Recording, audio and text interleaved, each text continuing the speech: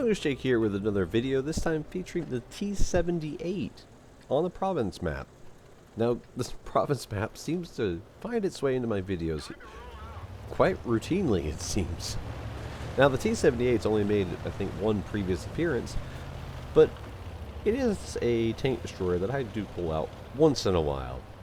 And, of course, this game actually was played just after my wife ended her Friday night stream, and I continued to play on a little bit solo. And oddly enough, I actually had substantially better luck with teams, at least being, manageable, compared to what we were facing while platooned on our stream. I know some people put that into the whole idea that platoons get punished, but sometimes it just seems like the matchmaker struggles. And that might actually have a little bit of credence if the matchmaker is struggling to place platoons. But there is no skill-based matchmaking in World of Tanks, so it doesn't matter. But getting back to the game, fairly typical overall deployment. My team's heavies kind of sluggishly get headed north. Tiger 131 so far hasn't even began to participate. And then you can see the KV-2 on the enemy team, sniping. And oddly enough, it turns out he has the 107. And I find that out later by taking a hit from him. And don't be that KV-2. Just don't. Don't be sitting at the back with the tallest, biggest, least camouflaged tank in the battle. Don't be sitting at the back. Move up. I know this map doesn't encourage it in some cases, but he should have at least rolled up somewhere a little closer so that his team can count on more than just some long-range inaccurate fire. But, I mean, like for instance, focusing still on him, the KV-2 should have at least went down to go help the OI and help plug up that junction down there. Our KV-2 did the same. Our Tiger 131 finally got involved, and that is what they are supposed to do on this map. Basically get and hold at a nice artillery safe choke point, and then allow the more mobile vehicles to do some sort of a flank maneuver. I actually like the province map for all the small intricacies. And honestly, the T78, I don't play it as much as my German vehicles, but you can see at times the gun seems a little bit wonky, for lack of a better term. I don't know if it's just the less accurate overall statistics or the lower shell velocity or a mixture of the two. But the T78 does not put shots on target like, say, a Nashorn does. It's a solid vehicle regardless, and a little bit more flexible. Right now I've just been playing it as your standard sniping tank destroyer, but I do like the turret, and I actually like the mobility as well. The turret allows me to basically hug this rock, fire from the bushes. Now, of course, I fully expected to get spotted by the P43 BIS, and that's why I immediately rolled back and clung to the side of the rock there. Because while there is artillery, the French AMX-13F3 does not have a high shell trajectory. So if I get next to that rock, the worst he can do is splash me. Now we're losing our side. I haven't been commenting too much on the game, but the battle's not going so great on our side over here to the west. And there's the shot I talk about. The KV-2 has been sitting over there, sniping, firing full premium the whole game. Now he does finish top in damage on his team, so in his mind that's gonna lend some credence to his tactic, but you'll find out later. It's actively hurting his team. Because imagine if we had a KV-2 coming right here next to the Juno, along with this double Cromwell and P43 pushing. Imagine if the KV-2 was rolling down the side right here.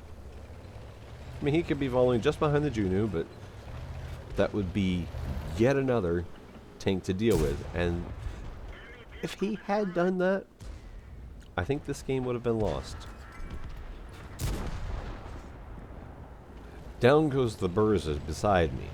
So now it's me and an FV304. And I did knock down that tree intentionally.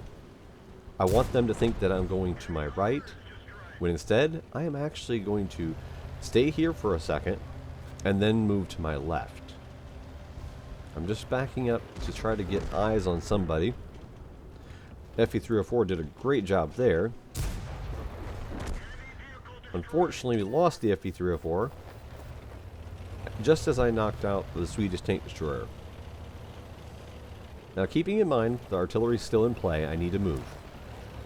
Need to stay on the move. But now it's come down to a one-on-one versus the P-43 BIS against myself. Now he's, as long as I land a penetrating hit, he's done. Myself, I can eat one shot from him.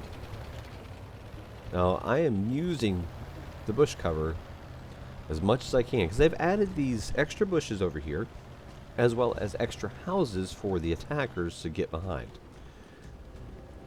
He knows he's spotted, he's moving. I aim right at the rear engine armor, and the shot goes wild to the right, and doesn't even track him.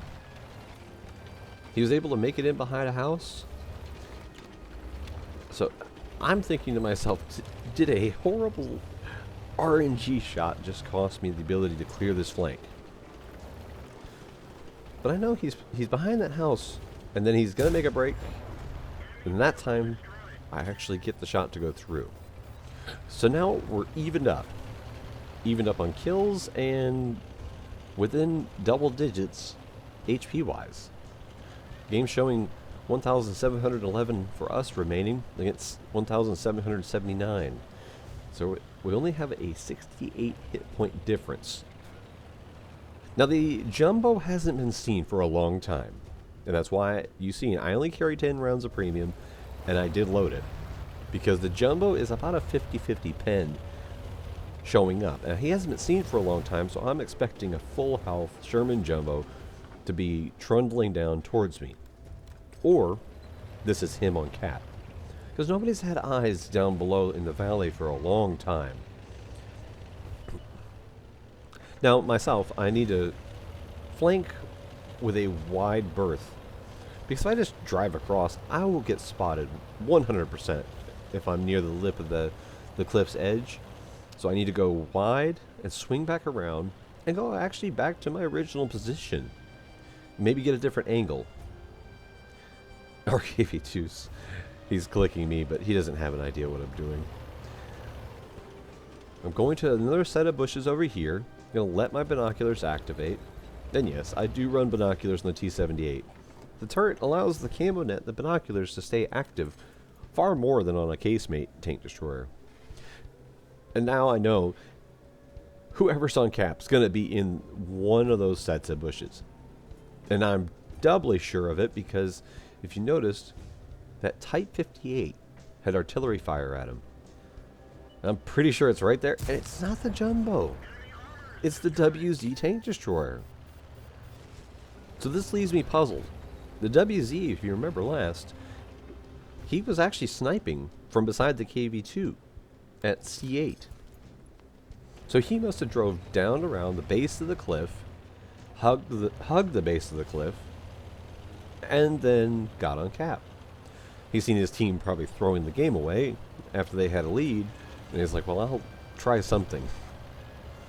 That doesn't normally work unless you have very unattentive enemies, because one person capping just takes too long.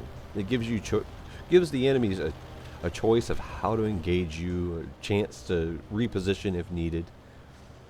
So now I'm wondering, did the Jumbo just come down here and sit? Because of course he was last spotted in the bushes just north of their cap. So I'm thinking, okay, maybe he just said, I'm just going to defend. My team's throwing the game. Forget it. He's obviously not came to our side of the flank. And he doesn't have a kill. And then I get spotted by artillery. That's proxy, so we're both spotted. And you see, I immediately switch over to HE, break contact. I'm coming around. I fail to kill him by like single-digit hit points. And I got lucky on the return. He only had 3 hit points left, and he could have killed me. That would have been very unfortunate, but wouldn't have been a game-losing situation. And of course, we find out whatever happened to the jumbo. He might have disconnected here. So finish off another comeback on Province in a tank destroyer. That seems to be my recipe. But that did net me the ace, as well as the ribbons, the fire for effect, and the bruiser, and then the high caliber top gun, tank sniper, and defender, with about 2,700 damage dealt. And of course the defender was because of the WZ getting on cap. And showing on there, I ended up damaging over half the enemy team. And again, it did give me about 2,700 damage with 1,371 base experience. The T3485M on my team had a good game themselves. But the KV2, despite being top damage, you don't want to be that guy. Don't be sniping in a KV2. But it was a solid game, and I actually made some credits because I didn't spam premium, only fired the 2 shots. But I hope you enjoyed it, and thanks for watching.